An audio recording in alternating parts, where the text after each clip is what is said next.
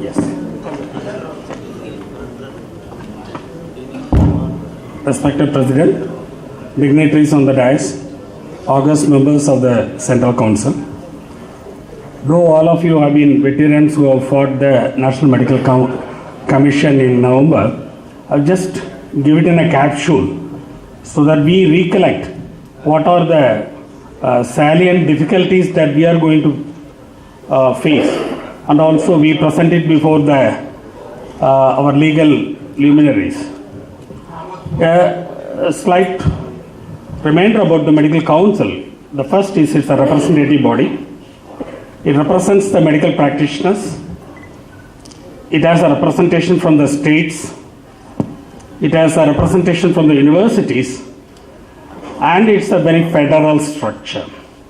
And the president and the vice president are being elected from the council. It's an elected body. And the government of India has substantial reasonable control over the medical council. In 2005, then Union Health Minister tried unsuccessfully to bring in a legislation to abolish MCI. It went to the standing committee, would chastise the ministry by saying that any regulatory body should be devoid of government control, or it would lose its independent regulatory mechanism. So it's in an old wine in a new bottle. The National Medical Commission Bill 2016 has been proposed by Niti Aayog and it has been placed in public domain. It has been endorsed by majority of states.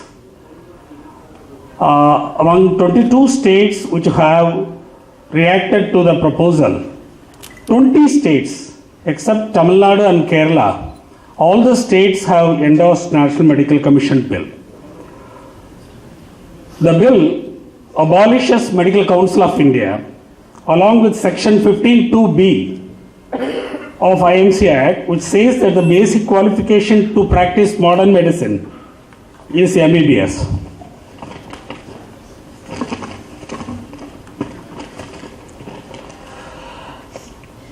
The very objectionable clause that we find is obnoxious is that it introduces a new schedule, Schedule 4. Present MCI has only 3 schedules.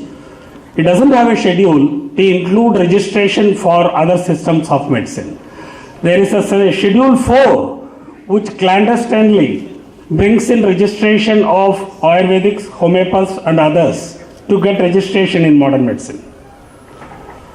This opens the floodgates for postgraduate seats for other system of medicines. While qualified MBBS students have to take a licentiate examination from now onwards to practice, it again potentially releases 60 to 99% of the MBBS and postgraduate seats in private medical colleges to the highest bidder at market rates. It brings in non-medical people like advocates, chartered accountants, social activists into the highest body of the medical governance, changing its perspective and character forever. The National Medical Commission Bill takes away the voting right of all the doctors in the country to elect their medical council.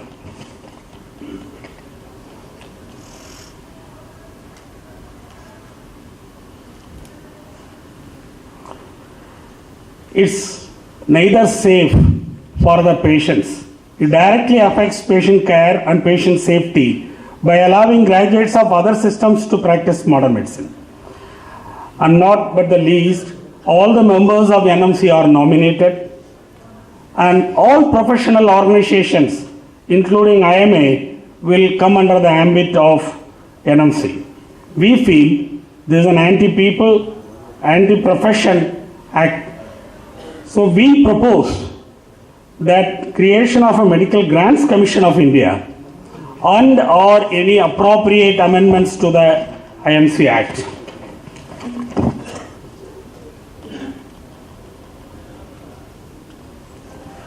So one, this one.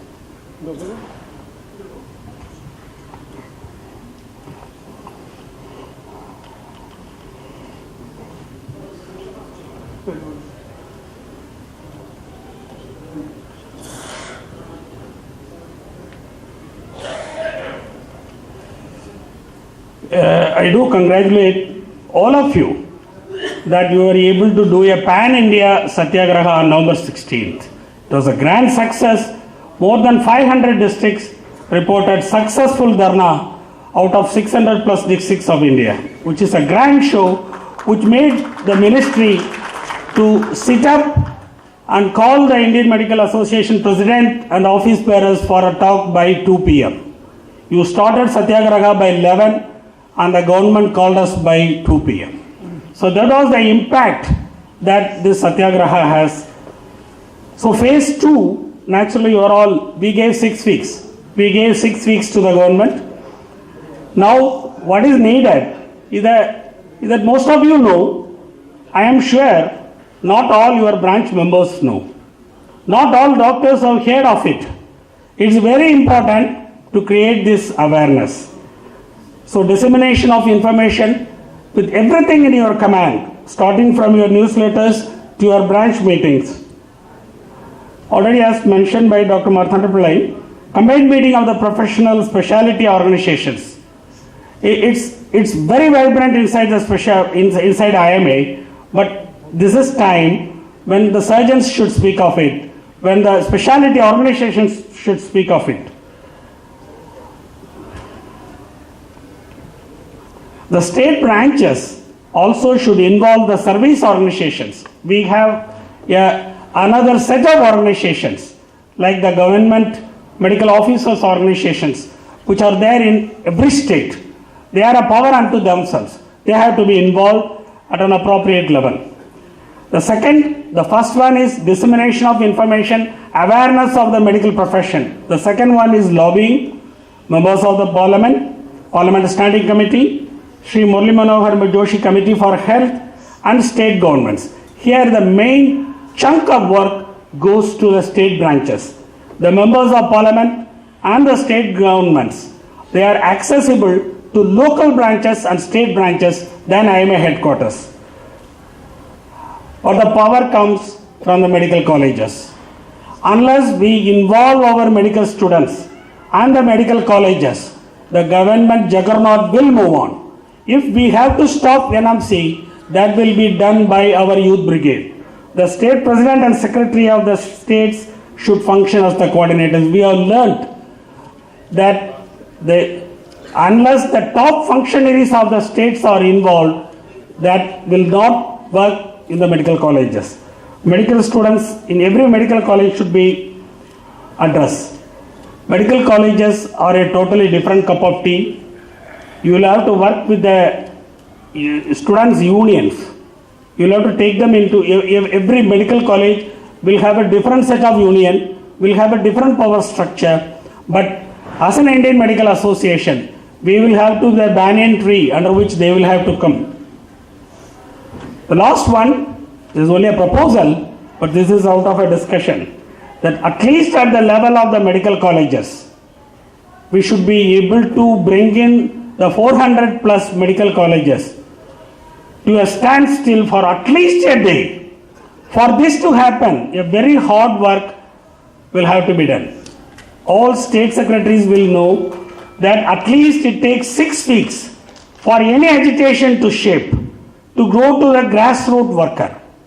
So we suggest that it can happen in February.